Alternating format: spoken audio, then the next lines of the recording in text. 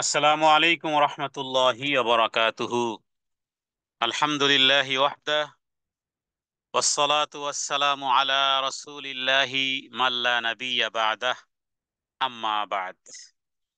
শুরু হচ্ছে শব্দে শব্দে দর্সে কোরআন।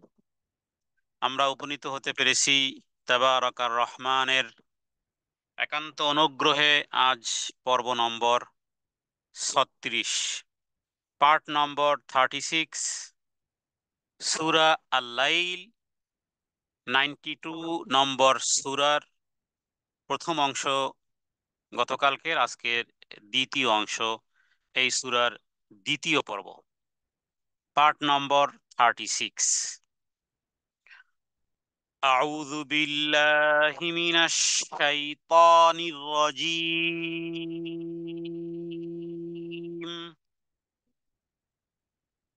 আয়াত নম্বর 8। ওয়া আম্মা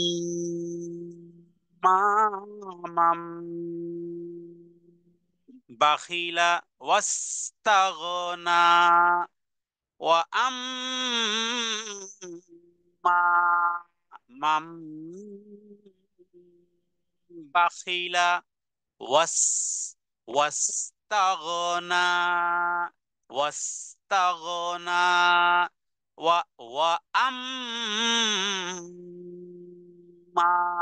অজীব গুন্না এবং মদের কায়দা টান। ওয়া আম্মা মাম বাখিলা। এখানে মাম নুন সাকিনের পরে বা আসলে সেটা নুন মিম দ্বারা পরিবর্তন হয়। এটা নুন সাকিনের একলব। একলব মানে হলো বদলানো। নুন সাকিনের পরে যদি কখনো একটি মাত্র হরফ, যেটিকে বা বা অক্ষরটি যদি আসে নুন সাকিন এবং তানবিনের পরে, তখন সেই নুন সাকিন এবং তানবিনকে মিম দ্বারা পরিবর্তন করে পড়তে হয়। এটাকে বলা হয় নুন সাকিনের একলব। মাম বাখিলা ওয়াস্তাগনা। ওয়াও মানে এবং, আম্মা অতঃপর অথবা যে, হ্যাঁ। মাম মাম শব্দের অর্থ হলো আসলে যে বা যিনি। তাহলে ওয়াও মানে এবং, আর আম্মা দ্বারা এখানে বোঝানো হয় যে কোনো একজন বা কোনো ব্যক্তির বা ওই জাতীয় ব্যক্তিদের কথা, যারা মাম যারা বাখিলা কৃপণতা করে। মাম বাখিলা কৃপণতা করে। এরপরে ওয়াও এবং ইস্তাগনা, হ্যাঁ। মাম বাখিলা ওয়াস্তাগনা।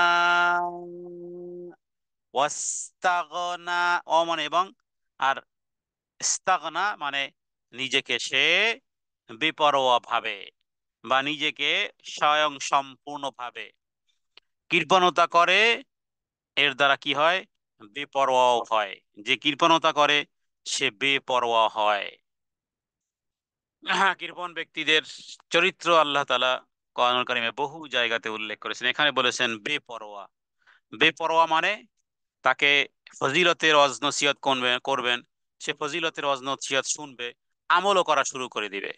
কিন্তু যদি তাকে বলা হয় যে দিন ধর্মের জন্য কিছু খরচা করো, বাস বেপরোয়া। হ্যাঁ, বেপরোয়া। তো এটাকে কার্পণ্য করা বা এ বিষয়ে অ্যাভয়েড করা, জাম্পিং করা, শুনেও না শোনার ভান করা। যেথায় এবাদত, এমনি শারীরিক এবাদত আছে, শারীরিক এবাদত করতে সে প্রস্তুত। কিন্তু যেখানে আর্থিক এবাদত আছে, আর্থিক এবাদত, অর্থের এবাদত হয়, শারীরিক এবাদত হয়, মানসিক এবাদত হয়, অর্থের এবাদত হয়। হজ অর্থের এবাদত, শরীরেরও শারীরিক এবাদত, আর্থিক এবাদত। আল্লাহ রাস্তায় দান সাদাকা করা, আল্লাহ সন্তুষ্টির জন্য ব্যয় করা, এটা আর্থিক এবাদত। কোথাও কমতি রাখেননি আল্লাহ তাআলা, সব জায়গাতে উল্লেখ করেছেন। তাহলে যারা কার্পণ্য করে, হ্যাঁ, তারা এক রকমের বেপরোয়া হয়। আল্লাহ এটাই বলেছেন ওয়াস্তাগনা। এটা মানসিক একটা রোগ। আল্লাহ তাআলা এই সূরার মধ্যে প্রথম থেকে আল্লাহ তাআলা যেইভাবে সাজিয়েছেন, তার মানে এটা কত বড় ভয়াবহতা। আল্লাহ তাআলা রাতের কসম করেছেন, এরপরে দিনের কসম করেছেন, এরপরে নারী এবং পুরুষ তাদেরকে যে তিনি সৃষ্টি করেছেন তার নিজের তিনি কসম করেছেন। আর এরপরে পৃথিবীতে মানুষ দুই তিন শ্রেণীর যে ভাগ হয়ে যায়, তিন শ্রেণীর ভাগ হয়ে যায় মানুষ। আল্লাহ এটাকে বলেছেন যে তোমাদের প্রচেষ্টা ভিন্ন রকমের হয়, সেই প্রচেষ্টাকে যদি মিনিমাইজ করা হয় তাহলে দেখা যাবে যে এক ধরনের ব্যক্তি আছে যারা সৎ কাজকে সত্য বলে মেনে নেয়, হ্যাঁ, সহজ পথের কথা। এরপর আরেক ব্যক্তি যারা এ থেকে দূরে থাকে। আরেক ব্যক্তি, কিছু ব্যক্তিবর্গ আছে যারা সৎ কাজ মেনে নেয়, সৎকর্ম মেনে নেয়, কিন্তু সৎকর্মের যেখানে কোনো মালি বিষয় আসে সেখানে তারা থমকে দাঁড়ায়। হ্যাঁ, ছাগল এমনি চলতেছে চলতেছে, কিন্তু সামনে পানি দেখেছে, বাস এবার খামি দিয়েছে তো খামি দিয়েছে, গলা ছিঁড়ে গেলেও সামনে আর যাবে না। যখনই কোনো যখনই কোনো এটা রাসূলুল্লাহ সাল্লাল্লাহু আলাইহি ওয়াসাল্লামের সময়কালেও এইভাবে ছিল। হ্যাঁ, নিজেরা কিছু দান করতো না, কেউ যদি বেশি দান করতো বলতো দেখো দেখো মানুষ দেখানো দান করেছে। আবার যদি কেউ কম দান করতো বলতো দেখো এর এর এর দানের কি বা উদ্দেশ্য বলো তো। মুখ মোটে বন্ধ হয় না। মুনাফিক এই শ্রেণী, নিজেরাও দান করবে না, কেউ দান করলেও সেখানে তারা মুখ বন্ধ করে না। এত দিচ্ছে এত দিচ্ছে মানে দেখানোর জন্য দিচ্ছে। আবার কেউ যদি তার সাধ্য অনুযায়ী কষ্ট জীবন যাপন থেকে সামান্য কিছু দান করে তাহলে আবার সেখানেও কমে, এটা দিয়ে কি বা হবে। তো আল্লাহ তাআলা এই তিন শ্রেণীর কথা উল্লেখ করেছেন যে ইন্না সায়াকুম লাশাত্তা, এর মধ্যে সবার উপরে ভিআইপি যারা, তাদের কথা আল্লাহ তাআলা এইভাবে করে সাজিয়েছেন যে তারা হলো এমন যে ফাআম্মা মান আতা ওয়াত্তাকা, যখন তাদেরকে আমি যা কিছু দিয়েছি তারা আল্লাহর পথে ধনসম্পদ তারা দান করার ক্ষেত্রে প্রথম সারির বা সারিতে তারা। কারণ কি? কারণ হলো ওয়াত্তাকা, এই মোহর তাদের উপরে আছে। হ্যাঁ, পরকাল সম্পর্কে যারা বেশি সজাগ তাদের হাতটা লম্বা হয়। এই হাত লম্বা হয় মানে ফিতা দিয়ে মাপলে হাত লম্বা হবে না, বরং এই হাত লম্বা হাতের উদ্দেশ্য হলো যে তারা দানের ক্ষেত্রে তারা হাতকে লম্বা করে। কারণ তাসাদ্দাকা বিল হুসনা। এরপরে ফাসানুয়াসসিরুহু লিল ইউসরা, এরপরে এই অষ্টম আয়াত থেকে কন্ডেম শুরু হয়েছে ওই সমস্ত ব্যক্তিবর্গদের কথা, ওই সমস্ত ব্যক্তিবর্গদের কথা যাদের কাছে যাদের কাছে যাদের যাদের বিষয়ে আল্লাহ তাআলা বলেছেন যে কৃপণতা তাদের শুধুমাত্র মানে যে পয়সা শুধু গুনে গুনে রাখা, খরচা না করা নিজের জন্য না, নিজের ছেলে মেয়ের জন্য, এটা নয়। কিন্তু এখানে কৃপণতা বলতে বোঝানো হয়েছে, হ্যাঁ, কিছু কৃপণতা আছে ওদের কথা বলারই প্রয়োজনীয়তা, যে নিজেও খায় না, নিজের সন্তান সন্ততি পরিবার পরিজন কেউ কেন শুধুই শুধুই জমা করে। ওদের জন্য তো সূরা হুমাজার নসিহতই যথেষ্ট, কিন্তু এখানে তাদের কথা নয়। এখানে তাদের কথা বলা হচ্ছে যে যারা খরচা করে, হ্যাঁ, নিজের নিজের জন্য করে, হ্যাঁ, সন্তান সন্ততি ঘর বাড়ি দালান কোঠা গাড়ি গাড়ি গাড়ি বাড়ি, আইয়াসিপূর্ণ জীবনযাপন ইত্যাদি জন্য খরচা করে, কিন্তু আহ, আল্লাহ তাআলার পথে নেকি এবং কল্যাণমূলক কাজে অর্থ ব্যয় না করা। তো এখানে এই শ্রেণীর কথা বলা হচ্ছে। কৃপণের মধ্যে অনেক শ্রেণী হয়। নিজের আরাম আয়েশ বিলাস বাসনের স্বার্থে নিজের ইচ্ছা মতো খুশি আনন্দ আনন্দ বিনোদনে আনন্দ বিনোদনে দুহাতে টাকা উড়ায়। হ্যাঁ, দুহাতে টাকা উড়ায়, কিন্তু কোনো ভালো কাজে, হ্যাঁ, কোনো দিন ধর্মের কাজে অসহায় গরিবদের জন্য পকেট থেকে একটি পয়সাও বের হয় না।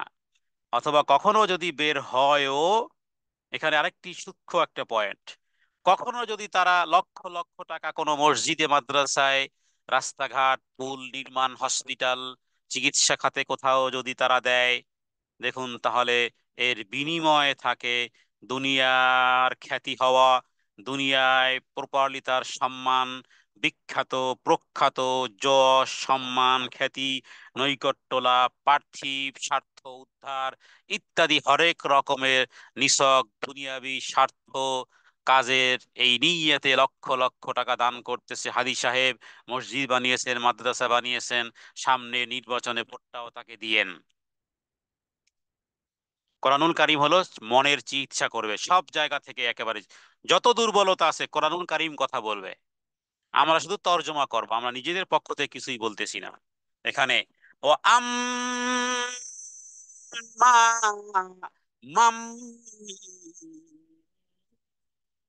বাখিলা ওয়াস্তাগনা, কাদের কথা আল্লাহ বলতেছেন? তারা যারা কৃপণতা করে, আল্লাহ থেকে বেপরোয়া হয়ে গেছে, সদ্বৃত্তিকেও তারা তোয়াক্কা করে না, নিজের জন্য চাই 16 আনায় পরিপূর্ণ। হ্যাঁ, কিন্তু কিন্তু নিজের আরাম আয়েশের জন্য থাকলেও কিন্তু দিনই কাজে, হ্যাঁ, আল্লাহর পথে নেকি কল্যাণের কাজে সেখানে তারা ব্যয় করে না। কোথাও যদি ব্যয় হয়েও যায়, লজ্জা শরমে পড়ে হোক, অথবা তার বিখ্যাত বিখ্যাত হওয়া, বিনিময় দুনিয়ার খ্যাতি, দুনিয়ার যশ, শাসকদের নৈকট্য লাভ, পার্লামেন্টে, হ্যাঁ, আমাদের দেশের উদাহরণ দিলেই যথেষ্ট। পার্লামেন্টে কোনোভাবে যদি একটা সিট পাওয়া যায়, তাহলে কয়েক কোটি টাকার একটা ব্যবসায়িক প্ল্যানেট তার উন্মুক্ত হয়ে যায়।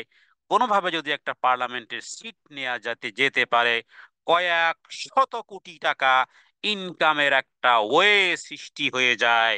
বাস, যদি হাজার লক্ষ বছরও দুনিয়াতে বাঁচি, অভাব অনটন আর হবে না। কিন্তু দুঃখের বিষয়, লক্ষ বছর বাঁচেও না, যা তকদিরে আছে ততটুকুই হয়। হ্যাঁ, 30 35টা 40টা কোম্পানির মালিক, হসপিটালেও জায়গা হয় নাই। আল্লাহ দেখিয়ে দিয়েছেন, একবার নাজুক ভাবে দেখিয়ে দিয়েছেন। কারণ হলো যাদের পেটের ব্যথা হলে, যারা যারা অন্য দেশে যারা পাড়ি জমায়, এদের চিকিৎসাই হয়নি নিজের দেশে।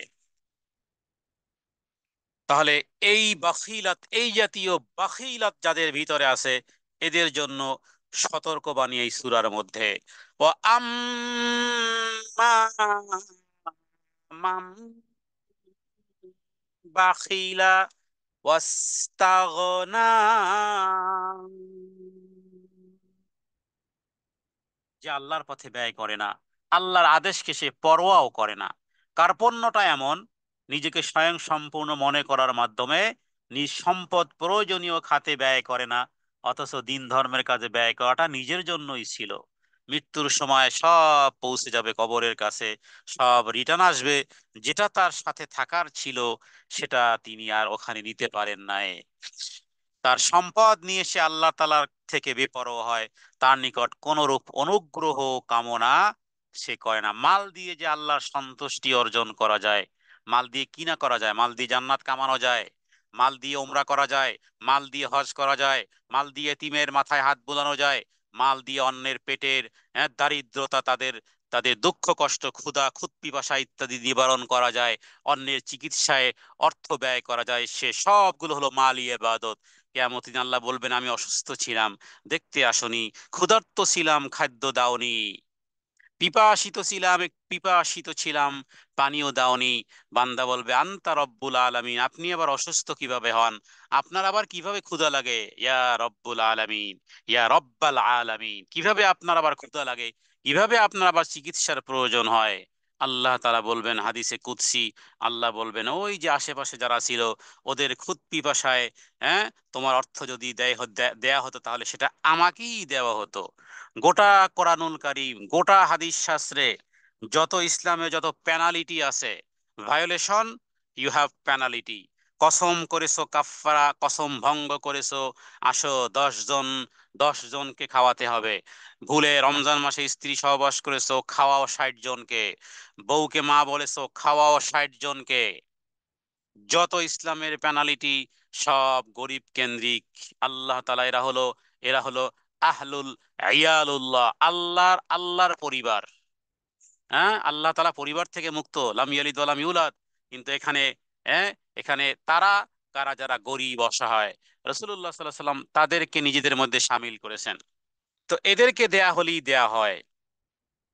তো এই জাতীয় ব্যক্তি, এরপরে 9 নম্বর আয়াতে এই বিষয়টি এভাবে বলা হয়েছে, ওয়াকাযযাবা বিল হুসনা, ওয়াকাযযাবা, ওয়াকাযযাবা, ওয়াকাযযাবা, হ্যাঁ দালের উচ্চারণ, ওয়াকাযযাবা বিল হুসনা,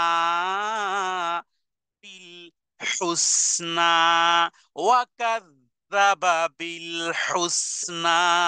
ওয়াও মানে এবং, কাযযাবা মানে অমান্য করা, বিল হুসনা, বি, হ্যাঁ, বি মানে, বি মানে ইসলামকে, এখানে হুসনা মানে উত্তমকে।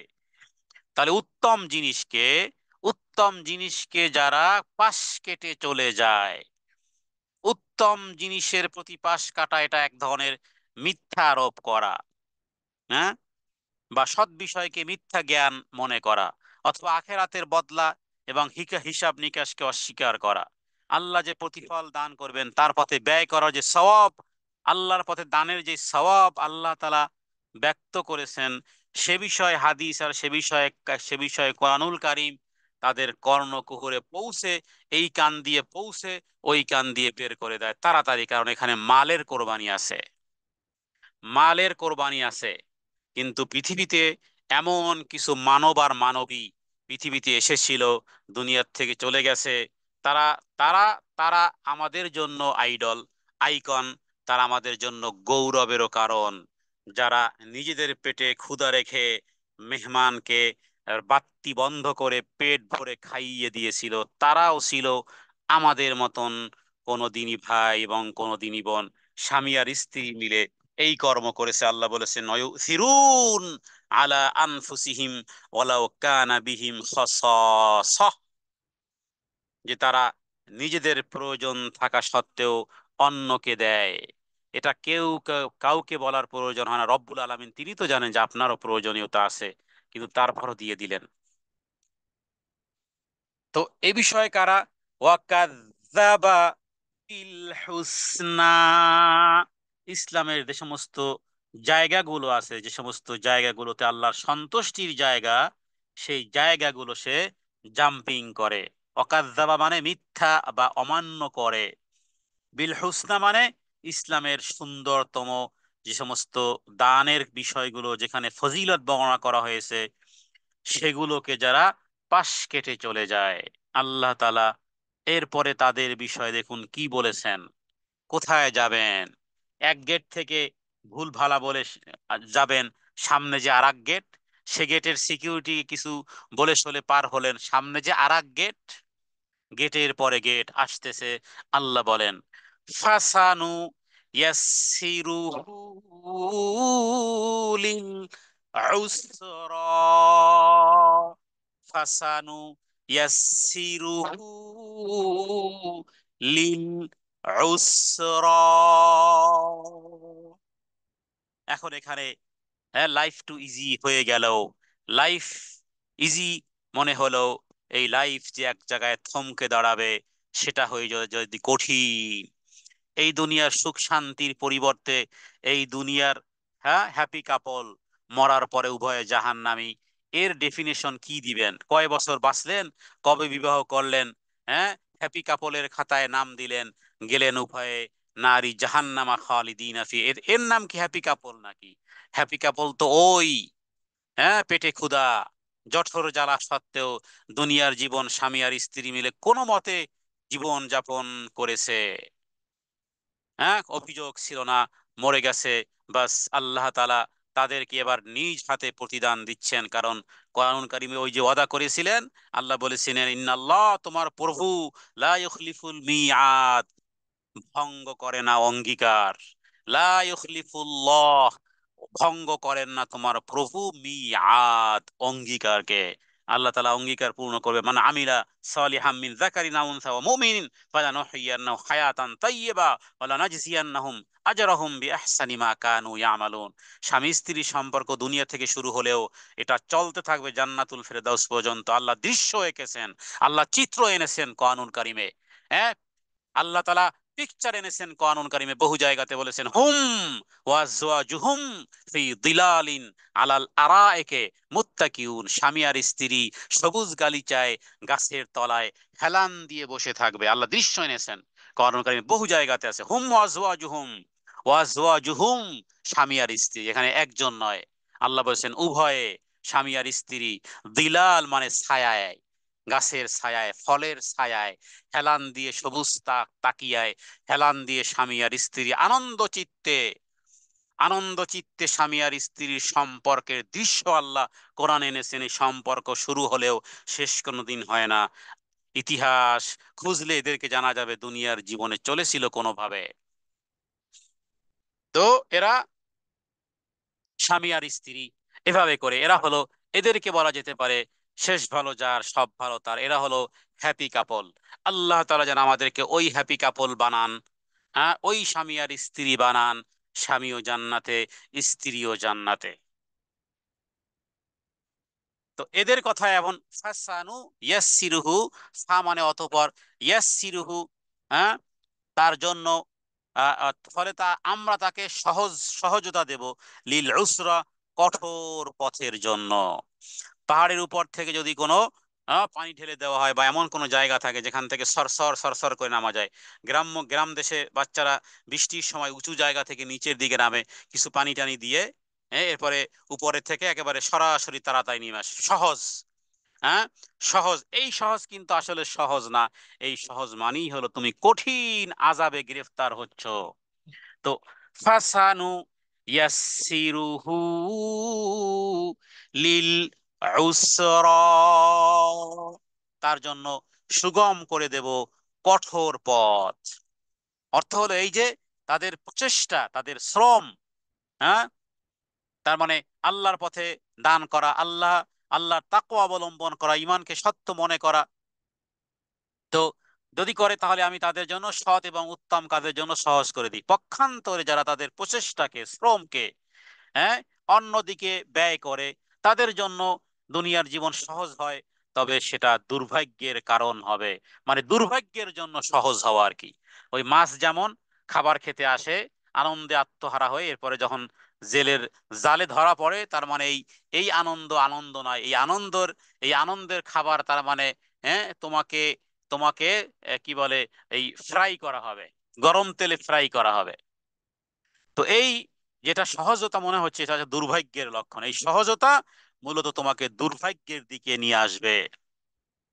তো এই আয়াতগুলো মূলত আসলে তাকদীরের সুস্পষ্ট ব্যাখ্যা, এগুলো মূলত তাকদীরের সুস্পষ্ট ব্যাখ্যা। রাসূলুল্লাহ সাল্লাল্লাহু আলাইহি ওয়াসাল্লাম সৌভাগ্যশীলতার দিকে বা সৌভাগ্যের দিকে অথবা দুর্ভাগ্যের দিকে, হ্যাঁ যাওয়ার ক্ষেত্রে কোরআনুল কারীমের এই আয়াতগুলো যেন রাস্তা সৃষ্টি করেছে, যে কোন রাস্তায় এবার এবার এবার আমি উঠবো। তো রাসূলুল্লাহ সাল্লাল্লাহু আলাইহি ওয়াসাল্লাম একটা হাদিসের মধ্যে বলেছেন, যারা সৌভাগ্যশালী তাদের জন্য সৌভাগ্যপূর্ণ কাজ সহজ করে দেওয়া হবে, পক্ষান্তরে যারা দুর্ভাগা তাদের জন্য দুর্ভাগ্যপূর্ণ কাজ সহজ করে দেওয়া হবে। এরপরে নবীজি এই আয়াতটি পাঠ করেছিলেন, কোনটা? ফাসানু ইয়াসসিরুহু লিল উসরা। এই আয়াতটি প্রত্যেক ব্যক্তির একটা পরীক্ষার মাপকাঠি। প্রত্যেক ব্যক্তি তার নিজের উপরে আয়াতের পরীক্ষা চালাতে পারে যে আমার জন্য কোনটা সহজ। কারো জন্য হালাল সহজ, হালাল খেয়ে আলহামদুলিল্লাহ বলে। এমন এমন ব্যক্তি আছে, ও যদি হারাম না খায় আসলে সে না খেয়ে মারা যাবে। জীবনটা তার এমন হয়ে গেছে, সুদের টাকা, বাড়ির টাকা, এখানের টাকা, ওখানের টাকা, প্রতি মাসে তার যেই পরিমাণ সুদ আসে, ওই সুদগুলো যদি গ্রহণ না করে, হ্যাঁ মানুষ এসে তার বুকের উপর চেপে বসবে। কারণ জীবনটা তার এমন জায়গাতে আটকে গেছে, অ্যাটাক হয়ে গেছে, হ্যাঙ্গিং হয়ে গেছে। ও আসলেই সুদের টাকা না খেলে এখন সত্যিই না খেয়ে মারা যাবে। কারণ ওর ডানে পাশে হালাল কিছুই নেই, সবই আছে ওর সুদে ভরা। ও যেখানে বসে, ও যেখানে খায়, ও যেখানে ঘুমায়, ও যেখানে হাগুমুতু করে, ও সব সুদের টাকায়। ও পারবে? রাস্তায় গিয়ে ঘুমাতে পারবে না। ওর ওয়াশরুম আর ওর বাথরুম আর ওর ওর টাইলস আর ওর ঘর আর বাড়ি আর ওর ওর ওর ওর দামি গাড়ি, ওর সব কিছু, ওর বালু আর ইট আর সিমেন্ট, সব সুদের টাকায়। ও যাবে কোথায়? এ ঘর থেকে বের হয়ে কি ও পারবে? রাস্তা গাছের গাছের নিচে রাত্রি যাপন করতে কি পারবে? পারবে না। ওর যে আর্নিং হয়, ওর যে এক্সপেন্ডিং হয়, টোটাল সুদে সুদে সুদে সুদে ভরা। ওর জীবনটা এখানে আটকে গেছে, দুর্ভাগ্যের পরে দুর্ভাগ্য। ওর জন্য এখানেই থাকাটা সহজ, এই দুর্ভাগ্যের মধ্যে থেকেই ওর জন্য লাইফটা ইজি। ফাসানু ইয়াসসিরুহু লিল উসরা। যে এখন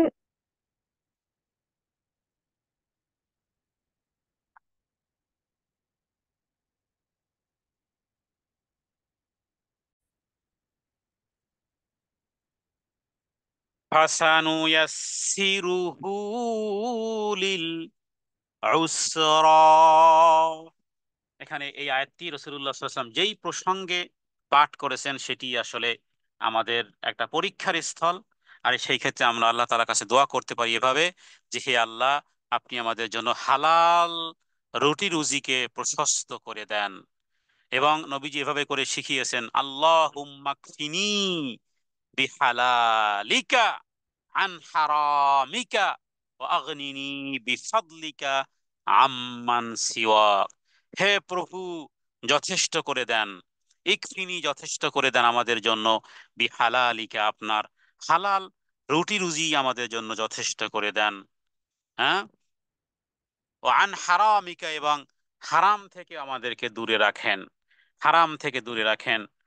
ও আগনিনি, আর আপনি আমাদেরকে প্রাচুর্যতা দান করেন, বিফাদলিকা আপনার পক্ষ থেকে, আপনার ফজল ও করমে। হ্যাঁ, আম্মান সিওয়াক, যাতে করে আর কারো কাছে মোকাপেক্ষী না হতে হয়। তো ফাসানু ইয়াসসিরহু লিল লিল ফাসানু ইয়াসসিরহু লিল উসরা। এর আগে কিন্তু ছিল ফাসানু ইয়াসসিরহু লিল ইউসরা। এখানে দেখুন দুটি আয়াতের একটা একটা মাপ আছে। প্রথম আয়াতে যেখানে বলা হয়েছিল যে যারা দান করে, আল্লাহকে ভয় করে, পরকালকে স্বীকার করে, ইসলামের সমস্ত সৌন্দর্যগুলো খুঁজে খুঁজে তালাশ করে সেইভাবে জীবন যাপন করে, আল্লাহ বলেছিলেন ফাসানু ইয়াসসিরহু লিল ইউসরা, তাদের জন্য, তাদের জন্য আমি সহজ করে দেব, তাদের পথের সুযোগ আর সুবিধা সহজ করে দেব। আর এখানে এরপরে কয়েকটা দুশ্চরিত্রের কথা বলা হলো। হ্যাঁ, কয়েকটা খারাপ চরিত্রের কথা বলা হয়েছে, যে কিছু ব্যক্তিবর্গ আছে যারা এই ক্যাটাগরির মধ্যে থাকবে। হ্যাঁ, কৃপণতা করে এবং অস্তাগনা, বেপরোয়া। হ্যাঁ, যেখানে এক্সপেন্ডের সেখানে তারা, হ্যাঁ, সেটাকে তারা মিথ্যা আরোপ করে অথবা জাম্পিং করে। ওয়াকাযযাবা বিল হুসনা, মানে ইসলামের যাবতীয় খরচার যে সমস্ত খাতগুলো আছে, যেখানে কোথাও কোথাও জীবন চায়, কোথাও কোথাও জান চায়, কোথাও কোথাও মাল চায়। হ্যাঁ, আল্লাহ সন্তুষ্টির জন্য অনেক কিছুই আল্লাহ চায়। তো সে সমস্ত জায়গাগুলো যারা অ্যাভয়েড করে চলে, এরপরে বলেছেন তাদের জন্য আমি সহজ করে দেব। ফাসানু ইয়াসসিরুহু, মানে অচিরেই তাদের জন্য সহজ করে দেব। তবে সামনে কিন্তু শব্দ আর ইউসরা থাকলো না, হয়ে গেল উসরা। দুনিয়ার জীবনে এখানেও তার জন্য ইজি। একজন শুধু খালি রুটি পানি দিয়ে খেয়েও তারটা লাইফটা ইজি। আর একজনে এখানে যাই খেয়েছে সেটাও তার জন্য ইজি। প্রতিদিন সে ভালো খেতে, ভালো খাওয়ার তৌফিক হলেও সেটাও তার ইজি। কিন্তু সামনে আছে এর জন্য ইউসরা, আর ওর জন্য আছে উসরা। ইউসরা মানে সহজ, আর এও তার জীবন ইজি, কিন্তু সামনে আছে উসরা। উসরা মানে, উসরা মানে জাহান্নাম, উসরা মানে কঠোরতা। আমি তার জন্য কঠিন পথের, মানে অন্যায় অসত্য হিংসা হানাহানি দুনিয়াতে তার জন্য সহজ করে দেব। মিথ্যা ইজি তার জন্য। হ্যাঁ, মানুষ হত্যা করা, পিঁপড়া মারলেও যতটুকু তার কাছে, একজন মানুষের কাছে অনুভূত হয় না যে পিঁপড়াই তো মেরেছি। মানুষ খুন করাটাও, হ্যাঁ, কখনো কখনো অন্যায়, অসত্যতা, অসভ্যতা, বেহায়াপনা, বেলাল্লাপনা, নারীর ইজ্জত লুণ্ঠন করা, অপবাদ দেওয়া, বদনাম করা, পৃথিবীতে যত খারাপই আছে শয়তানের শয়তানি, তার কাছে কিছুই মনে হয় না। নবীজি বলেছেন এরা তো এই রকমের, হ্যাঁ, যে পাপ করার পরে তার সামনে একটা মাছি ঘুরতেছে, মনে হচ্ছে একটা মাছিই তো ঘুরতেছে সামনে, একটা থাপ্পড় দিলে মাছি শেষ, মশা শেষ। কিন্তু মুমিন ব্যক্তি যদি কোনো রকমের একটু অন্যায় করে ফেলে, তার কাছে মনে হয় আমার মাথার উপর একটা পাহাড়, যেই কোনো সময় আমার ওই পাহাড়টা মাথার উপরে পড়তে পারে। এটা হলো সেই ফাসানুয়াসসিরুহু লিল উসরা। কারো জন্য আল্লাহ সৎ কাজ, উত্তম কাজ দুনিয়াতে সহজ করে দেন, আর কার জন্য অন্যায় কাজ দুনিয়াতে সহজ করে দেন, কারণ সামনে আছে তার জন্য দুর্ভাগ্যতা। অতি অচিরেই আমি তার জন্য সুগম করে দেব জাহান্নামের কঠোর পরিণামের পথ। আমি তার জন্য অপকর্ম করা সহজ করে দেব এবং পুণ্যের কাজ করা তার জন্য কঠিন হয়ে যাবে। তার জন্য দিন ধর্মের কাজ করাটা, ওরে বাপরে বাপ, এত কঠিন, অনেক কঠিন। নামাজ তার কাছে কঠিন মনে হবে, হ্যাঁ, কিন্তু অন্য ব্যক্তি নামাজ কঠিন মনে হয় না। সময় পার হয়ে গেলে নামাজ না পড়লে শান্তি আসে না। জাকাত না দিতে পারলে কষ্ট দূর হয় না। জাকাত অনাদায় করা পর্যন্ত ধন সম্পদ তার কাছে মনে হয় নাপাক, মনে হচ্ছে অপবিত্রতার মধ্যে আছি। এই, হ্যাঁ, যেদিন যে জাকাতটা দিয়ে ফেলতে পারে, আল্লাহ শুকরিয়া আদায় করে যে যাক, এবার পাক পবিত্র জিনিস নিয়ে এবার আসি। মোট কথা, প্রতি পদে পদে আল্লাহর পক্ষ থেকে এইভাবে পথ চলার সুযোগ সুবিধা, উভয় ব্যক্তি লাভ করে, উভয় ব্যক্তি লাভ করে। ওই ব্যক্তির জন্য জাকাতের অর্থ বের করলে মনে করে আমি আজকের জাকাত বের করলে এত টাকা বের করব, তাহলে তো ফকির হয়ে যাব। কারণকে বলেছে, বলা হয়েছিল জাকাত দাও, হিসাব করে দেখলো যে মালের 10% এত। মুসা আলাহিসাল্লাম সাল্লাম বললেন যে এত না দেখে দেখো কি পরিমাণ দেওয়ার পরও আরো কিছু বাকি আছে। হ্যাঁ, তো 1 লক্ষ টাকা যদি 2,500 টাকা আছে, আপনি 2,500 টাকা, 10 লক্ষ টাকায় 2,500,000 টাকা, এত, 1 কোটি টাকায় 2,500,000 টাকা, এত বের করে ফেলবো। আরে তারপরে তো তুমি দেখো কি পরিমাণ তোমার কাছে আছে। তো এভাবে করে দুই শ্রেণীর কথা আল্লাহ তাআলা এখানে উল্লেখ করেছেন। সেখান থেকে দিক নির্দেশনা নিতে হবে আসলে আমরা কোন ওয়ে আছি। এরপরে, ওয়ামা ইউগনি আনহু মালুহু ইযা তারাদ্দা। ওয়ামা ইউগনি আনহু মালুহু ইযা তারাদ্দা। ওয়ামা ইউগনি আনহু আনহু মালুহু ইযা তারাদ্দা। ইযা ইযা তারাদ্দা। মাখরাজগুলো আওয়াজ শুনেই আপনাদেরকে প্র্যাকটিস করতে হবে। ওয়ামা, অ মানে এবং, মা মানে না, মা মানে না, অমা, এবং কখনোই নয়। ইউগনি, তার এই দুনিয়ায় যেতে সম্পদশালী ছিল। গনি বলে না, গনি, গনি মানে ধনী, গনি মানে ধনী, তার মানে গনিমত, তার সম্পদ। অমায়ুগনি, কোনোই কাজে আসবে না। আনহু, তার জন্য। মালুহু, তার ধন সম্পদ।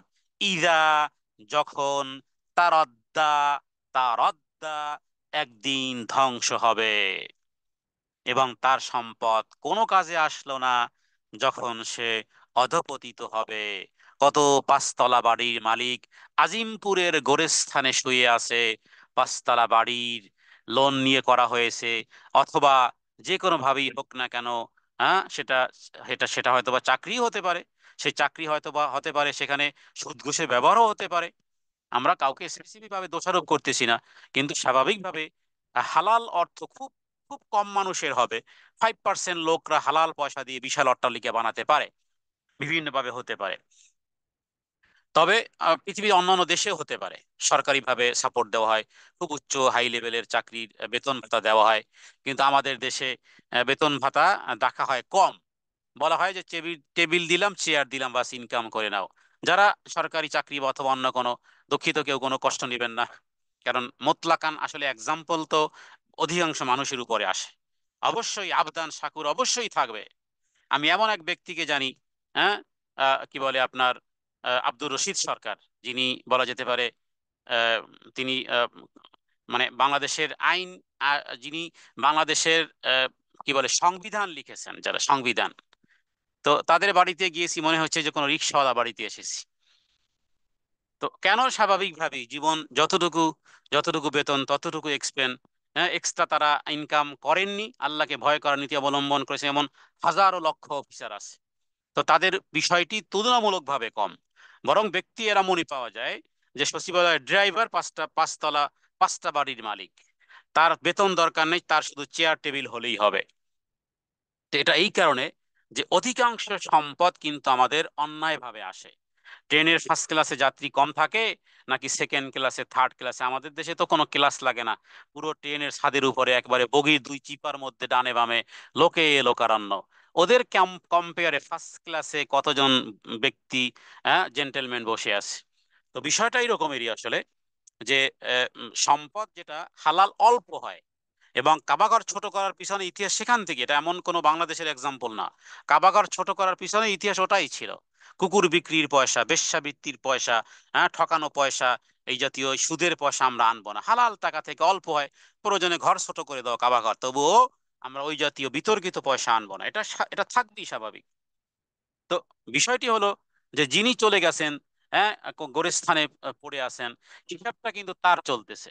যদি শাস্তির ব্যবস্থা হয় তাহলে শাস্তি তার চলতেছে, কিন্তু সেখানে অন্য কেউ ভোগ করতেছে। তাহলে এই লোক কি বুদ্ধিমান? নবীজি বলেছেন ও লোক বুদ্ধিমান নয়। বুদ্ধিমান হলো ওই ব্যক্তি, আল কাইয়িসু মান দানা নাফসাহু ওয়া আমিলা লিমা বাদাল মাউত। বুদ্ধিমান, ক্লেভার হলো ওই ব্যক্তি যে ব্যক্তি না নিজের প্রবৃত্তিকে আয়ত্ত রেখেছে, মৃত্যুর পরবর্তী আমলের প্রস্তুতি দুনিয়া থেকে করেছে, ও হলো বুদ্ধিমান। আল্লাহ যেন আমাদেরকে ওই জাতীয় বুদ্ধিমান বানান। এখানে আল্লাহ তাআলা কিভাবে বলেছেন দেখুন, মনে হচ্ছে যেন আপনাকে আমাকেই বলতেছে। আপনার আমার মধ্যে যদি কোনো অন্যায় টাকা আসে, অন্যায় অর্থ এসে ইন্টার হয়, তাহলে মনে রাখবেন এখানে আল্লাহ তাআলা যেন আপনাকে আমাকে বলতেছেন, ওমা ইউগনি আনহু। তার মানে তোমার এই অর্থ, তোমার এই এই ধনী ধনী ভাব, তোমার এই গনিমত, মালুহু, অথবা তোমার গচ্ছিত সম্পদ, ইদা তারাদ্দা, যেদিন ধ্বংস হবে সেদিন কোনো কাজে লাগবে না। ওয়ামা ইউগনি, আর তার সম্পদ কোনো কাজে আসবে না যখন সে ধ্বংস হবে। তারাদ্দা শব্দের অর্থ হলো অধপতিত হওয়া, ধ্বংস হওয়া। কারণ অবশ্যই একদিন তাকে মরতে হবে। তখন দুনিয়াতে যে সমস্ত ধন সম্পদে কৃপণতা করা হয়েছিল, আমি বলতেছি আপনি ন্যায়ভাবে এনেছেন, আচ্ছা ন্যায়ভাবে আর্নিং করেছেন, ওকে, পাঁচতলা, এটা কোনো বাড়ির মালিক হওয়াটা কোনো কিছুই ব্যাপার না। বাপ দাদার কয়েক কয়েক বিঘা জমি বিক্রি করলেই করা যায়। কিন্তু কৃপণতা, কৃপণতার ক্ষেত্রে আপনার অবস্থান কি ছিল? যদি কৃপণতা করে থাকেন তাহলে কি হলো? একই বিষয়, যে দুনিয়াতে যে সমস্ত ধন সম্পদে কৃপণতা করা হয়েছিল সেখান থেকে কোনোই কাজে আসলো না, কারণ এগুলো একদিন ধ্বংস হবে। তারদ্দা, তারদ্দা, ধ্বংস হবে। আল্লাহ তাআলা যেন আমাদের এই সম্পদকে রবের নৈকট্য অর্জনের জন্য যেন আল্লাহ তাআলা আমাদেরকে কারণ বানান। রবের কাছে দোয়া করি, হে প্রভু, যতটুকু সম্পত্তি আমাদেরকে দিয়েছেন, জান দিয়েছেন, মাল দিয়েছেন, এগুলো যেন আপনার নিকটতম নিকটতম হওয়ার যেন সোপান হয়, যেন কারণ হয়। এরপরের আয়াত, ইন্না আলাইনা লাল হুদা, ইন্না আলাইনা লাল হুদা। ইন্না মানে নিশ্চয়ই, আলাইনা আমাদের দায়িত্ব, হ্যাঁ, লিল হুদা, লাল হুদা, ইন্না আলাইনা লাল হুদা। লাল হুদা মানে পথ প্রদর্শন, নিশ্চয়ই পথ প্রদর্শন করাই আমার দায়িত্ব। নবীকে বলা হচ্ছে, হে নবী, আপনি শুধু পথ নির্দেশ করবেন। হেদায়েত ও প্রদর্শিত সরল পথ প্রদর্শনের দায়িত্ব আল্লাহ তাআলার। এই আয়াতগুলো অর্থ এভাবে হতে পারে যে হেদায়েতপূর্ণ সরল পথ আল্লাহ তাআলার সান্নিধ্যে পৌঁছিয়ে দেয়। যেমনি ভাবে পথভ্রষ্টতা কোথায় পৌঁছায়? জাহান্নামে পৌঁছায়। ভালো কাজ কোন দিকে পৌঁছায়? একটি ভালো কাজ আর একটি ভালো কাজের জন্ম দেয়। একটা ভালো লিঙ্ক আর একটা ভালো লিঙ্কের সন্ধান আনে। আর এই ভালো কাজ শেষ পর্যন্ত পৌঁছে আসমানে, আসমানের উপরে আছে জান্নাত। তার মানে ভালো কাজের লিঙ্ক, ভালো কাজ, অতঃপর ভালো কাজ সত্যবাদিতা আর এক সত্যবাদিতার দিকে আকর্ষিত করে, করতে করতে করতে করতে সত্যবাদী হয়, সিদ্দিক হয়। এরপরে এই সিদ্দিক আল্লাহর নৈকট্য অর্জন করে, জান্নাতুল ফেরদাউসে আবু বকরের পাশে বসার জায়গা হয়ে যায়। আর মিথ্যাবাদিতা, এক মিথ্যা লিঙ্ক, এক খারাপ লিঙ্ক যেমন আর এক খারাপ লিঙ্ককে টেনে আনে, এক মিথ্যা কথা আর এক মিথ্যা কথার দিকে ধাবিত করে। হ্যাঁ, এভাবে করে মিথ্যা কথা সে কোথায় যায়? অন্যায় কাজ কোথায় যায়? জমিনের পদতলে যায়, যার নাম হলো সিজ্জিন। আগেরটার নাম ছিল ইল্লিন। সিজ্জিনে যায়। সিজ্জিন মানে হলো পথভ্রষ্টতা। পথভ্রষ্টতা, এই পথভ্রষ্টতা হলো যার যার মঞ্চ হবে জাহান্নামের মধ্যখানে। পথভ্রষ্টদের জন্য জাহান্নামের ভিতরে সাজানো হচ্ছে আগুনের আগুনের শাস্তি সাজানো হচ্ছে। তাহলে এখানে দুই শ্রেণীর কথা আল্লাহ উল্লেখ করেছেন, সাথে সম্পদের কথা উল্লেখ করেছেন। আর নবী, হে নবী, ইন্না আলাইনা আলাল হুদা, যা কিছু বলা হলো, এবার তুমি কোন ওয়ে থাকবে, কোন পথে থাকবে। হেদায়েতের, আল্লাহর সান্নিধ্যের দিকে যদি চলতে হয় তাহলে ওই রাস্তায় যাও।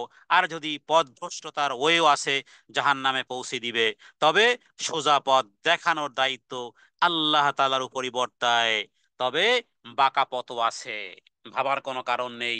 বাঁকা পথ নেই, বাঁকা পথও আছে, সতর্ক থাকতে হবে।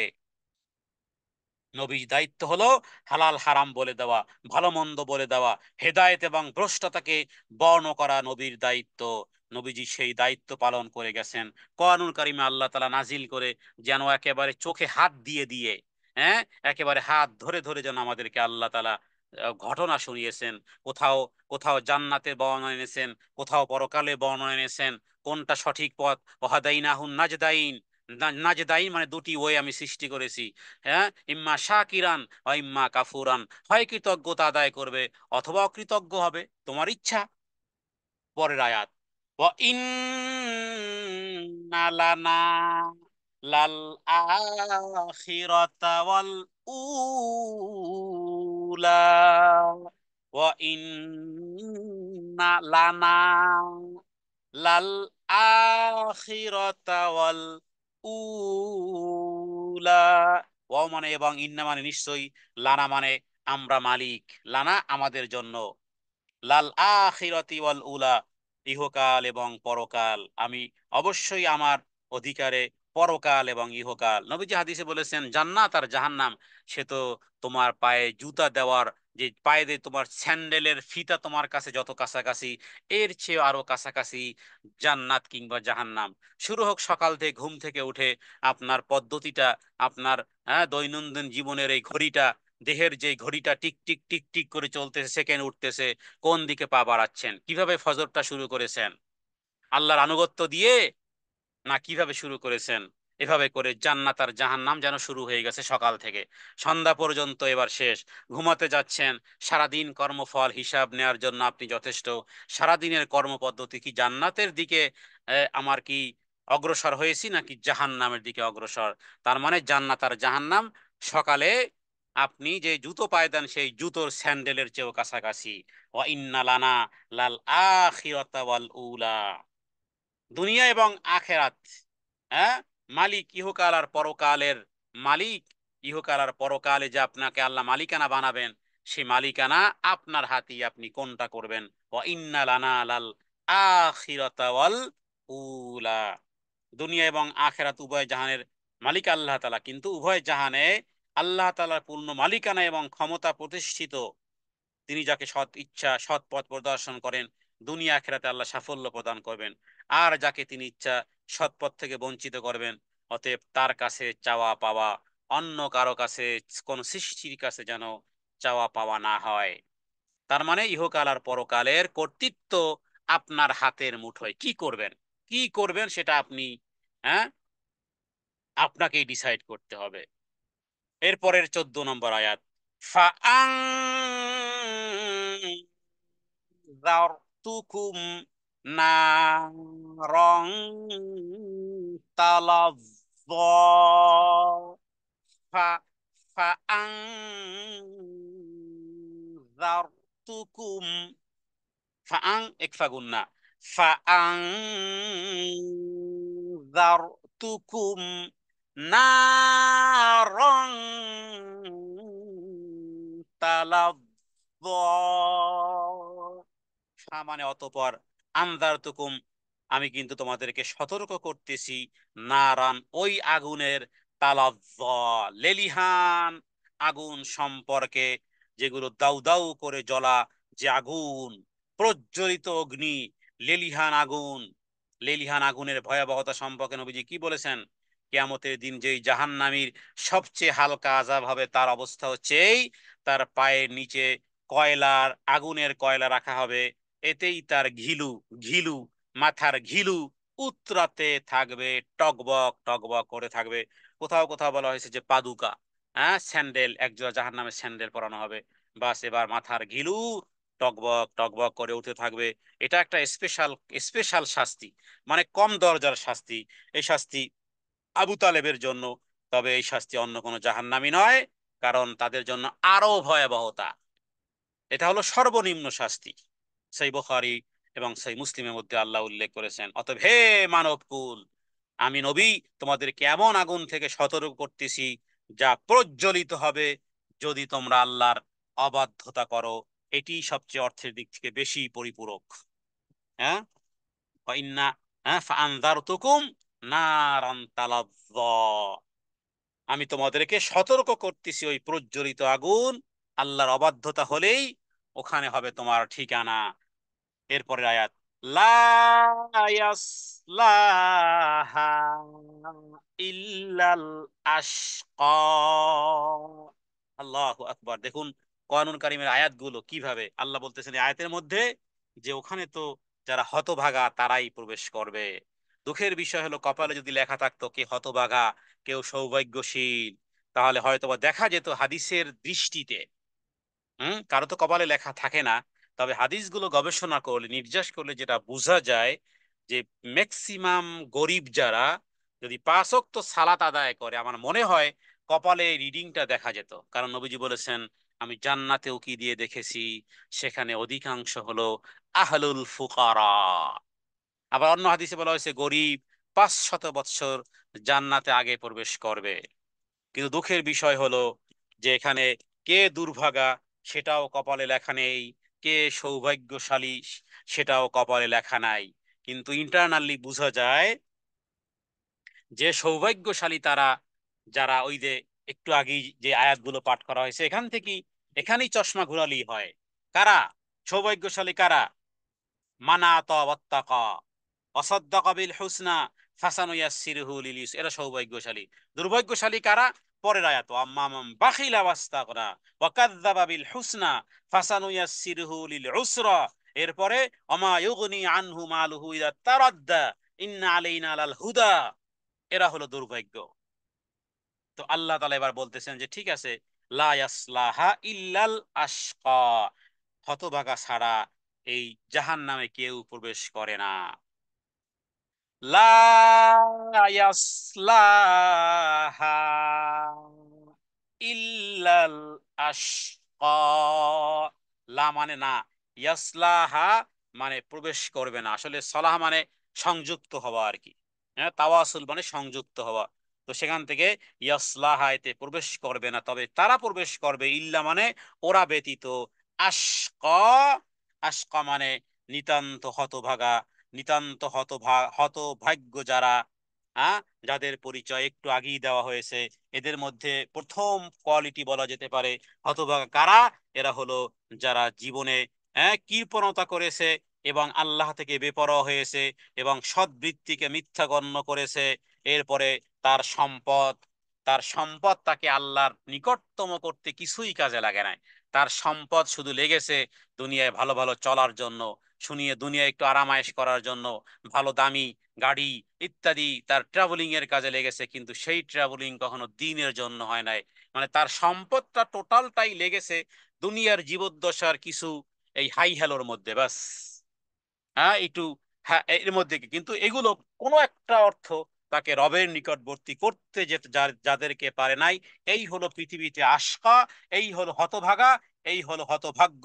যে এই আগুনের উত্তপ্ত আগ্রাসন কেবল হতভাগা, হতভাগা ছাড়া কেউ ওখানে যাবে না। এরা হলো আশকা, লা ইয়াসলাহা ইল্লাল আশকা। এবার আশকার আরেকটু ডিটেলস আল্লাহ তাআলা বলতেছেন পরবর্তী আয়াতে, আল্লাযী কাযযাবা ওয়া তাওয়াল্লা, আল্লাযী যে, কাযযাবা মুখ ফিরিয়ে নিয়েছে বা মিথ্যা আরোপ করেছে, ওয়া তাওয়াল্লা, ওয়া তাওয়াল্লা মুখ ফিরিয়ে নিয়েছে, মিথ্যা আরোপ করেছে। হ্যাঁ, জাহান্নাম নিতান্ত হতভাগা ব্যক্তি দাখিল হবে। যে আল্লাহ তাআলার আয়াত সমূহের প্রতি মিথ্যা আরোপ করে, আল্লাহর আনুগত্য থেকে মুখ ফিরিয়ে নেয়। বিধায় নবীজি কি বলেছেন শুনুন। নবীজি বলেছেন, রাসূলুল্লাহ সাল্লাল্লাহু আলাইহি সাল্লাম বলেছেন, আমার উম্মতের প্রত্যেক উম্মতে জান্নাতে যাবে, তবে ইল্লা আবা, আবা, আবারা যাবে না।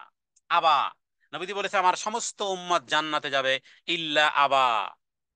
সাহাবায়ে কেরাম বলেছেন, ইয়া রাসূলুল্লাহ, আবা আবার কে? হ্যাঁ, আরবিতে তারা সাহাবায়ে কেরাম বুঝতেছেন না আবা মানে কি। নবীজি এমন এক চমৎকার শব্দ বলেছেন, যেই শব্দ আরবের লোকেরাও শোনে নাই, যার কারণে জিজ্ঞেস করেছে, ইয়া রাসূলুল্লাহ, আবা কারা? নবীজি বলেছেন, আবা মানে হলো যারা অস্বীকার করবে। যে আমার অনুসরণ করবে সে জান্নাতে যাবে, যে আমার অবাধ্য হবে সেই হলো আবা, তার মানে সে আমাকে অস্বীকার করেছে। হাদিস সহিহ বুখারীর। তাহলে এই হলো রাসূলুল্লাহ সাল্লাল্লাহু আলাইহি ওয়াসাল্লামের হাদিসের মাধ্যমে এবং কোরআনুল কারীমের মাধ্যমে আমরা জানতে পারলাম যে আবা আর আশকা ব্যতীত সবাই জান্নাতে যাবে। এই সমস্ত ট্যাগ আল্লাহ দিয়েছেন, কোরআনে এসেছে, হাদিসে এসেছে। কোরআনে আশকা আর হাদিসে আবা, আবা, এই আবা, এই আশকা লেখা থাকে না। যদি লেখা থাকতো তাহলে এই চরিত্রের যারা, তাদেরকে দেখা যেত। এরপরে পরবর্তী আয়াত, ওয়াসায়ুজান্নাবুহাল আতকা, ওয়াসায়ু ওয়াসায়ু জান্নাবুহাল, জান্নাবুহাল, ওয়াসায়ু জান্নাবুহাল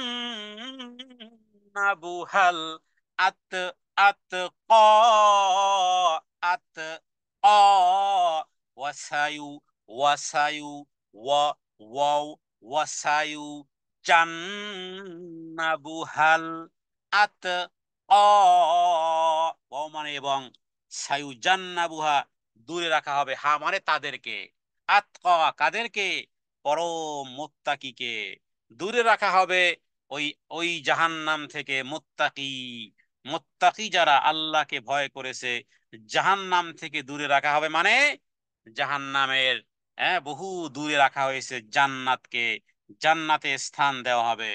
কারণ দুনিয়ায় এরা সর্বাপেক্ষা সংযমী ছিল। হ্যাঁ, কেউ কেউ বলেছেন এই আয়াত সমূহ হযরতে আবু বকর সিদ্দিক রাদিয়াল্লাহু তাআলা আনহুর যেই চরিত্র, আবু বকরের যেই চরিত্র, এই চরিত্রওয়ালা লোক হতে হলে এই সূরাগুলো, এই সূরার মধ্যে চরিত্র উল্লেখ করা আছে। এই চরিত্রের মধ্যে যদি আপনি আসতে পারেন, তাহলে আবু বকর সিদ্দিক রাদিয়াল্লাহু তাআলা আনহুর ক্যাটাগরিতে, হ্যাঁ, জান্নাতে গিয়ে আবু বকরের সাক্ষাৎ পাবেন। কারণ আবু বকর ছিল এই প্রকারের মানুষ, সর্বাপেক্ষা সংযমী মানুষ। আবু বকর রাদিয়াল্লাহু তাআলা আনহুকে আল্লাহ তাআলা জাহান্নাম থেকে দূরে রাখবেন। কেন? কেন? আবু আবু বকরের কি চরিত্র ছিল? যদি আবু বকরের চরিত্র যদি হাদিস থেকে জানতে হয়, হাদিসে ভরা কয়েক লক্ষ হাদিস আছে। যদি কোরআন থেকে জানতে চান তাহলে এবার 18 নম্বর আয়াত এবার পড়ুন। আবু বকরের বড় চরিত্রের কথা আল্লাহ এখানে উল্লেখ করেছেন কি, আর তা হলো আল্লাযী ইউতি মালাহু ইয়াতাযাক্কা, আল্লাযী ইউতি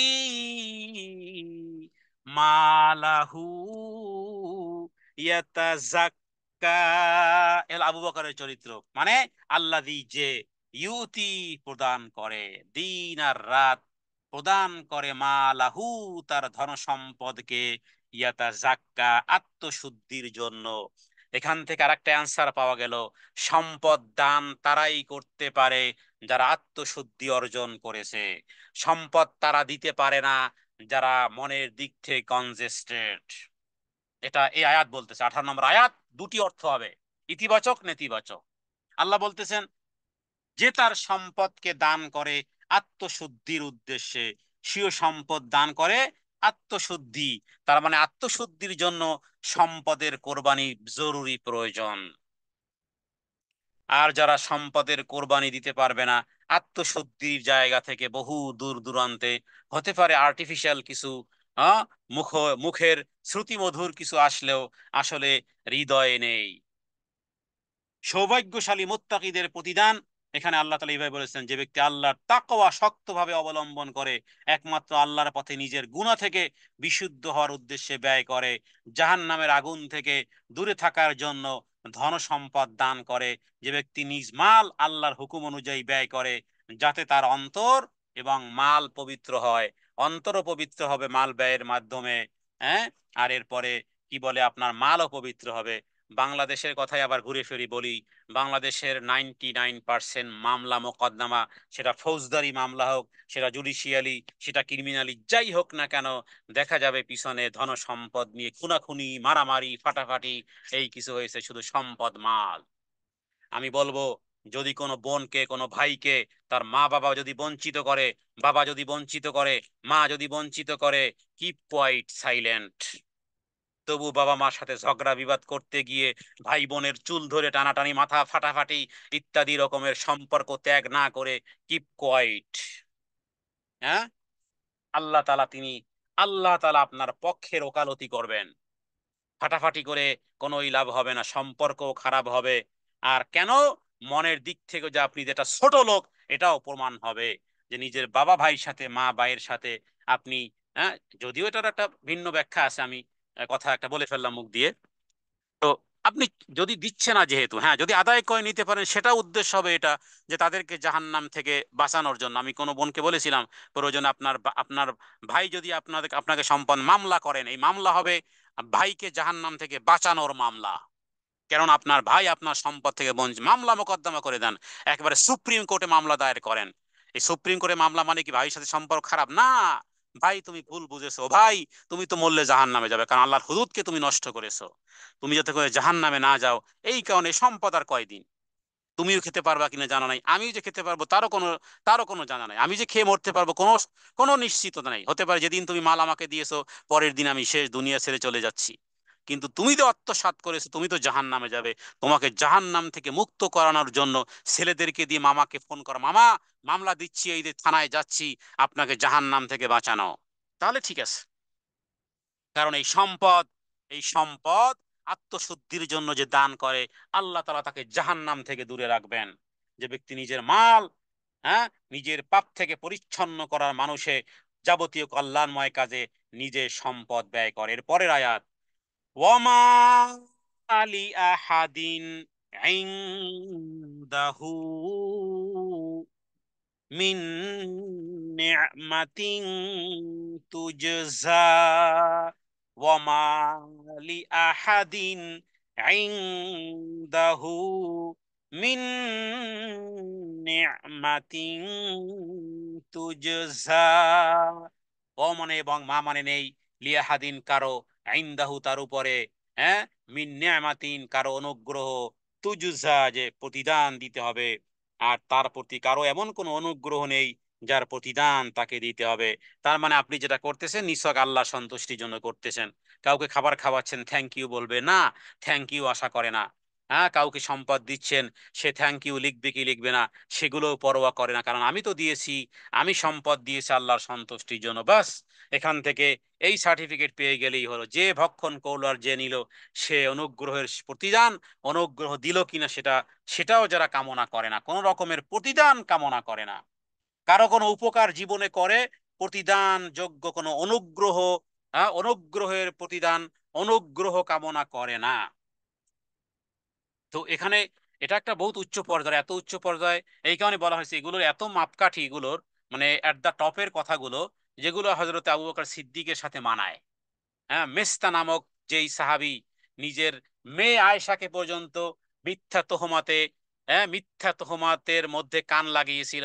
হযরত আয়েশা সিদ্দিকাকে যারা বেবিচারের তোহমাত দিয়েছিল, মেস্তা নামক একজন সাহাবী, তিনিও, অথচ মেস্তার যাবতীয় ভরণ পোষণের দায়িত্ব সারা জীবন আবু বকর গ্রহণ করে গেছে। আপনি আমি হলে থাপ্পড় দিয়ে 32 দাঁত বের করে ফেলতাম। আমার ঘরে খাও, আমারটা পরো, আমার যাবতীয় উপকার গ্রহণ করে আমার মেয়ের নামিনী তুমি আবার মিথ্যা অপবাদ দাও, কে পারবে সইতে? আবু বকর দেখিয়ে দিয়েছেন। যদিও আল্লাহ তাআলা তিনি ভুল স্বীকার করেছেন, আল্লাহ তাআলা ক্ষমা করেছেন। তো সেই মুত্তাকি, সেই সেই পর্যায়ের সেই পর্যায়ের কত বড় কঠিন একটা জিনিস মুসনাদে বাজ্জারে। এবং বলা হয়েছে যে সমস্ত আয়াত আবু বকর সিদ্দিক রাদিয়াল্লাহু তাআলা আনহুর শানে নাজিল হয়েছে। আবু বকর সিদ্দিক রাদিয়াল্লাহু তাআলা আনহু মক্কা মুআজ্জামা অসহায় যে সমস্ত গোলামবাদীরা ইসলাম গ্রহণ করেছেন, তাদের মালিকরা তাদের উপর নির্যাতন চালাতো, মালিকদের জুলুম থেকে বাঁচানোর জন্য নিজের ধনসম্পদ দিয়ে এগুলো তিনি তারপরে তাদেরকে আজাদ করে দিয়েছেন, অর্থ দিয়ে মুক্ত করে দিতেন। তো তার এই উদ্দেশ্য কি? আবু বকর কি নির্বাচনে দাঁড়াবেন? আবু বকর কি নবীওয়ালা কোনো নির্বাচন করবেন না? আবু বকর দিয়েছে আল্লাহ তাআলার আল্লাহ তাআলা নৈকট্য অর্জনের জন্য। আল্লাহ নৈকট্য দিয়েছে আবু বকরকে, আল্লাহ তাআলাও নৈকট্য অর্জন দিয়েছে। তো আল্লাহ তাআলা এই সমস্ত এই কোরআন কারিমের আয়াতগুলো অধিকাংশ মুফাসসিরিন ইকরাম তারা বলেছেন যে কি বলে, হযরত আবু বকর সিদ্দিক রাদিয়াল্লাহু তাআলা আনহু তিনি মুসলিমের উপরে যেই পরিমাণ অনুগ্রহ করেছেন, এই যে মসজিদে নববীতে যান আপনারা, সালাত আদায় করেন কার টাকায়? 40,000 দিনার দিয়ে আবু বকর এই জমি খরিদ করেছিল এই মসজিদে নববী। রাসূলুল্লাহ সাল্লাল্লাহু আলাইহি ওয়াসাল্লাম যখন মসজিদ বানানোর চেষ্টা করলেন, দুই এতিম বালকের জায়গা এখানে পাওয়া গেল। বলা হলো আমরা এতিম, আপনি আল্লাহ নবী, ঘর বানাবেন মসজিদ, কিভাবে টাকা নেই? নবীজি বললেন টাকা পয়সা না নিলে আমি এই ফিরি ফিরি এখানে আমি মসজিদ বানাবো না। আবু বকরকে বলেন আবু বকর প্রদান করে দাও। সর্বোচ্চ 40,000 ওই সময় দিনার দিয়ে মসজিদে নববীর জায়গা খরিদ করে ওই এতিম দুই বালককে দেওয়া হয়েছে। এরপরে সেখানে নবীজি ঘর বানিয়ে মসজিদ বানিয়েছেন, সেটাই হলো মসজিদে নববী। এই হলো আবু বকরের কাজ। কারো উপকারের বদলা হ্যাঁ পরিশোধ করার জন্য এরা দান করে না। সম্পদ ব্যয়ের পিছনে কারো অনুগ্রহের প্রতিদানের কোনো হেতুই তারা নেই, কোনো অনুগ্রহের প্রতিদান তারা নেয় না। কেন কেন নেয় না সেটাও আবার উল্লেখ করা হয়েছে 20 নম্বর আয়াতে। এই কারণে ইল্লাবতিগা আওয়াজহি রব্বিহিল আলা, ইল্লাবতিগা ওয়াজহি রব্বিহিল আলা। ইল্লা মানে কি? অনলি ওয়ান, শুধুমাত্র, কেবলমাত্র, একমাত্র। আগে একদিন বলেছিলাম লা ইলাহা ইল্লাল্লাহ মানে কি? পৃথিবীতে কোনো ইলাহ নেই, সত্য কোনো ইলাহ নেই নেই নেই নেই আমার আল্লাহ ব্যতীত। ইল্লাল্লাহ, আল্লাহ ব্যতীত। তার মানে এই যে এতক্ষণ যে বক বক করলাম যে তারা দান করে, কোনো থ্যাংক ইউ আশা করে না, কে তাদেরকে একটু মুস্কি হাসি দিয়ে বলবে সেটাও আশা করে না। হ্যাঁ, যদি কেউ দেয় তাহলে সেটা হালান ওয়াসালান, তার তার কাজের প্রেরণাকে আরো বাড়াবে। এটা দুনিয়ার একটা নগদ পাওনা, কিয়ামতে তো পাবেই পাবেই, মনে তো একটা সান্ত্বনা পাওয়া যায়। তো কিন্তু কামনা ছিল না তার। কেন? এই কারণে যে তুমি সারা পৃথিবী মানুষ আমাকে ফুলের মালা দিলেই কি, আর জুতার মালা দিলেই কি, গালিগালাজ করলেই বা কি হবে, এগুলো দেখার কোনো বিষয় নাই। এজন্য কোনো ব্যক্তি বলতেন যে মানুষ যদি দুনিয়ার দুনিয়ার সমস্ত মানুষ যদি আমাকে গালি দেয় আর আমি যদি গালির যোগ্য না হই, তাহলে কি আছে ভাবনার? আর যদি আমি গালির যোগ্য হই, সারা পৃথিবী মানুষ যদি আমাকে গালি দেয়, তাহলে এটা অনেক কম, কারণ কিয়ামতে তো আরো আছে ভয়াবহতা। গালির যোগ্য আমি, হ্যাঁ, সারা পৃথিবীর মানুষ আমাকে গালি দিচ্ছে, এগুলো এক পাল্লায় যদি রাখা হয়, আর এক পাল্লায় সত্যিকার যেহেতু আমি গাধা, সত্যিকার অর্থেই যেহেতু আমি গর্ধব, সত্যিকার অর্থেই যেহেতু আমি জাহান্নামে, তাহলে এই গালির চেয়ে তো আরো বড় জিনিস, বড় শাস্তি আমার জন্য অপেক্ষা করতেছে। আর মানুষ যদি আমাকে গালি দেয়, যদি সেটার আমি যোগ্য না হই, তাহলে কি আসে যায়? আরে তোমরা দেখতেছো আমি ফকির, আমার পা, আমাকে তোমরা ফকির ভাবতেছো, আমি তো কোটিপতি, আমি তো কোটিপতি। তো মানুষ ফকির বললে, আমি যদি সত্যিকার অতি কোটিপতি হই, মানুষ যদি সারা পৃথিবী মানুষ যদি বলে আরে ফকির, অসুবিধা নাই তো, জানো না আমি তো কোটিপতি। সত্যিকার অর্থে যদি আমি জান্নাতি হয়ে থাকি, সারা পৃথিবী মানুষ আমাকে গালিগালাজ করলেই বা কি আসে যায়, কারণ আমি তো অনেক উচ্চ পর্যায়ের একটা জায়গাতে আমার ঠিকানা। আর যদি সারা পৃথিবী মানুষ গালাগালিও করে, সত্যিকার অর্থে যদি আমি নিচু হয়ে থাকি, তাহলে এটা তো কিছুই না, এর চেয়ে আরো ভয়াবহতা আছে। সুতরাং যারা আল্লাহর রাস্তায় যারা এভাবে করে সম্পদ ব্যয় করে আল্লাহ নৈকট্য অর্জনের জন্য, সেটাই আল্লাহ বলতেছেন এদের উদ্দেশ্য হলো ইল্লা, অন্য কোনো কিছু নয়, ইবতিগা, তাদের তাদের সার্চিং, তাদের অন্বেষণ করা, ওয়াজহি, সন্তুষ্টি কার? রব্বিহিল আলা, তার সর্বশ্রেষ্ঠ, তার রবের সন্তুষ্টি, কেবল তার মহান রবের সন্তুষ্টির প্রত্যাশায়, হ্যাঁ, মহান পালনকর্তার সন্তুষ্টির অন্বেষণের কারণেই সে কি করে? এই কাজগুলো করে, আর কোনো দিকে তার খেয়াল নেই, কেবল তার মহান পালনকর্তার দর্শন লাভের প্রত্যাশায়, এখলাসের সাথে আল্লাহর সন্তুষ্টি, জান্নাতে তার দর্শন পাবার খরচায় সম্পদ ব্যয় করতেছে। হ্যাঁ, কোন কোন নায়ক কোন কোন নায়িকাকে দেখার জন্য, একেবারে তার কাছে দেখার জন্য ভিআইপি চেয়ারগুলো একটু বেশি কাছাকাছি থাকে, প্রাইসগুলো বেশি থাকে, এখান থেকে একেবারে শুটিং তাড়াতাড়ি ভালো করে দেখা যাবে। এবার এই জাতীয় লোক দুনিয়ার সমস্ত সম্পদ ব্যয় করেছে রবের চেহারার সৌন্দর্য দেখার জন্য। কারণ কিয়ামতের দিন আল্লাহ তাআলাকে দেখতে চায় এরা। সেই সেই সেই প্রোগ্রামে, সেখানে সেখানে রবের কাছাকাছি থাকার জন্য দুনিয়ার জীবনে সম্পদকে দিয়েছে কোরবানি এরা। কেন? আল্লাহর সন্তুষ্টি, আল্লাহর আল্লাহর দর্শন। এজন্য কোন কবি বলতেন, পুরে গেলমা জিতনে নেয়ামত হায়ে তু, সবসে বড়া নেয়ামতে দিদারে তু। হ্যাঁ, উর্দুতে সেটার অর্থ হলো, হুরে গেলমান জেতনে নেয়ামাত হায়ে তু। জান্নাতে যত সুখ নামে, যত হুর, যত গেলমান, যত সৌন্দর্য, যাবতীয় জান্নাতে যত নিয়ামত সমূহ আছে, সব কিছু এক পাল্লায়। অন্যদিকে সবসে বড়া নেয়ামাতে দিদারে তু, সবচেয়ে বড় নিয়ামত হলো আমার রবের দর্শন, আমার রবের দিদার। আমার রবের দিদার হলো সবচেয়ে বড় নিয়ামত। কারণ আমি মাখলুক হয়ে আমি আমার খালেককে দেখতে পেরেছি। এর চেয়ে বড় নিয়ামত জান্নাতেও নেই। জান্নাতের সবচেয়ে বড় নিয়ামত কি তাহলে? আমার রবের দিদার। উজুহু ইয়াউমাইযিন নাযিরা ইলা রাব্বিহা নাযিরা ওয়া উজুহু ইয়াউমাইযিন বাসিরা তাযুন্নু আন ইউফআলা বিহা ফাকিরা। রবের কাছে দোয়া করা উচিত, হে রব, জান্নাতে তোমার দিদারের মাধ্যমে আমাদেরকে ধন্য করো। নিজ সম্পদ ব্যয় করে ওই মহান রব্বুল আলামিন, যিনি সৃষ্টিকুলের ঊর্ধ্বে, তার সন্তুষ্টির জন্যই সে এই কাজগুলো করে। এবার দেখুন, আল্লাহ তাআলা যেন আরেকটা আয়াতের মাধ্যমে স্টাম্পিং করে দিয়েছেন, লকটেড করে দিয়েছেন, লকটেড। ওয়ালা সাউফা ইয়ারদা, ওয়ালা সাউফা ইয়ারদা। আর অচিরেই সে সন্তোষ লাভ করবে। যে ব্যক্তি এই কাজ, যেই কাজ করে চলে গেছে, সে সেটাই লাভ করবে। অবশ্যই অতি শীঘ্র সে সত্যি আল্লাহর নিয়ামত পেয়ে সন্তুষ্ট হয়ে যাবে। ওয়ালা সাউফা, এবং অচিরেই, অবশ্যই। মানে অচিরেই, সাউফা মানে ইমিডিয়েটলি, সার্টেনলি, খুব তাড়াতাড়ি, একেবারে ভেরি সুন। ইয়ারদা, ওই রব্বুল আলামিন তিনিও সন্তুষ্ট হয়ে যাবেন। শীঘ্রই আল্লাহ এই ব্যক্তিকে এত কিছু দিবেন যার ফলে সে খুশি হয়ে যাবে। যে ব্যক্তি কেবল আল্লাহর সন্তুষ্টি অর্জনের লক্ষ্যেই দুনিয়াতে তার ধন সম্পদ ব্যয় করেছে, কষ্ট করেছে, আল্লাহ তাআলাও আখেরাতে তাকে সন্তুষ্ট করবেন, জান্নাতের মহান নিয়ামত তাকে দান করবেন। এই শেষের যে কথাটা, সুবহানাল্লাহ, চমৎকার একটি কথা। মুত্তাকিনদের জন্য, বিশেষ করে আবু আবু বকর সিদ্দিক রাদিয়াল্লাহু তাআলা আনহুর জন্য, তার জন্য যেমন সুসংবাদ, আল্লাহ তাকে সন্তুষ্ট করবেন, যেন সেই সংবাদ দেওয়া হয়েছে। এই সুসংবাদ প্রত্যেক ব্যক্তি লাভ করতে পারবে, যে যে এই ক্যাটাগরির মধ্যে আসবে। হ্যাঁ, যে এই ক্যাটাগরির মধ্যে আসবে। তবে মনে রাখবেন, যে ওই ক্যাটাগরির মধ্যে থাকার জন্য যেন জীবনের জান এবং মালের কোরবানি তো দেই, কিন্তু মাঝখানে শয়তান এসে অন্যদিকে ডাইভার্ট করে দেয়। মানুষের সন্তুষ্টি কামনা যদি থাকে, তাহলে সেটা এই পর্যন্ত পৌঁছবে না। ওয়ালা সাউফা ইয়ারদা পর্যন্ত পৌঁছবে না। ওয়ালা সাউফা ইয়ারদা পর্যন্ত, মানে আল্লাহ সন্তুষ্ট হয়ে গেছেন পৌঁছানোর জন্য। এখলাস, এখলাসের বিষয়, এখলাসের বিষয়টি জানা থাকতে হবে।